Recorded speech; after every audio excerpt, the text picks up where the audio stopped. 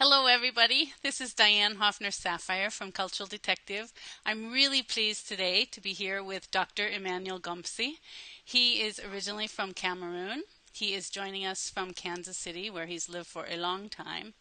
Dr. Gumpsey is multilingual, multicultural, global nomad. He's a family friend of ours as well. He's raised five beautiful, very successful blended culture kids. He is a co-author of our Cultural Detective Cameroon and also Cultural Detective West Africa. And he is the president of All World Languages and Cultures. And he is the creator and author of one of my favorite simulation games, Yankoloba, as well as a great book called Shocking Cultures. Papa Emma, thank you for joining us today. Mama Diane, thank you so much for the opportunity for me to have a conversation with you on The cultures. theme of today that we have chosen is naming. It fascinates me to think about how many times we don't really think about names. We're quite happy to change somebody else's name, give them a nickname if we can't pronounce it. Oftentimes, when people immigrate, their names are changed on paperwork. So you have worked as a diversity consultant now for so many years.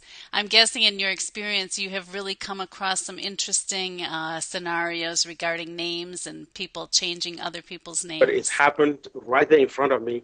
Was this is a fifth grader coming from Africa, and his name was Nikenkwalu.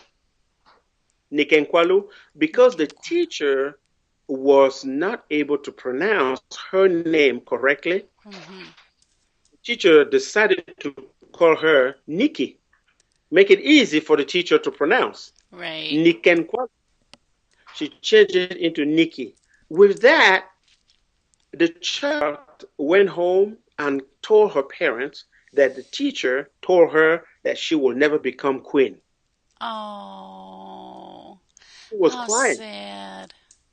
It was so sad. She said, my teacher said that I will never become queen. Actually, the teacher did not say that. The teacher only changed her name. And Ikenkwalu is a name that means she who will become queen. Oh, and the teacher, of course, had no idea. The teacher had no idea. Mm. From that day on, the teachers took advantage of my advice and said, "No, we are not going to, uh, mispronounce people's names." Yes.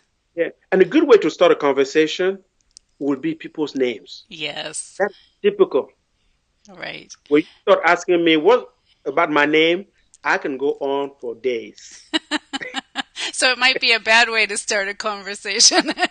Well, Just kidding. depending on how long you want the conversation to go. But Yes, but I agree. I often find that in my own work. If you ask people, does your name have a meaning or a history, an origin story?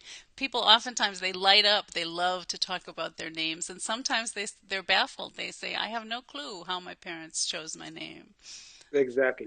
So, And the pronunciation of a name is critically important. mhm. And I will advise people if you don't know how to pronounce people's name, it's important to ask. That's what the same advice I often give people is just ask. But honestly, Emmanuel, sometimes I think people ask and then they don't quite get it right and they get too shy to keep repeating it a few times.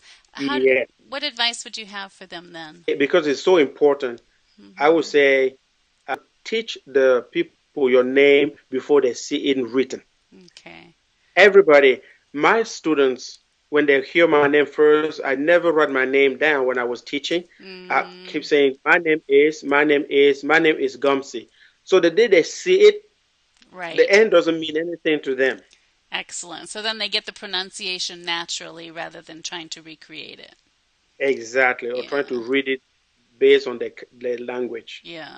That's interesting. Remember that anecdote with that fifth grader, Hmm. Nikenpalu. Now, if you are teaching this child to say, to learn in language, when you work on out of an hour of language class, usually with there, you're expected to know, a dozen new words and how to use them. If the teacher doesn't want to learn one new word that he or she is going to use for the entire year, how will you expect a child to learn 10 words every hour in sitting in your class? Ouch. Yeah. So I want teachers to make the effort.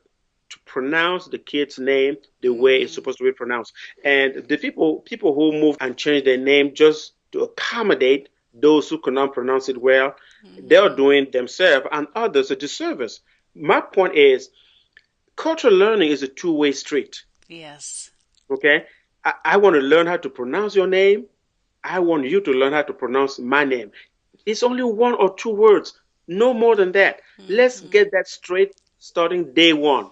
Excellent. So using names as a bonding experience, as a bridge building experience, right from the get-go. Yeah. Exactly. Excellent. Thank you so much, Papa Tanya. Well, thank you very much for this opportunity for me to share an element of my culture, which is one of the most important elements.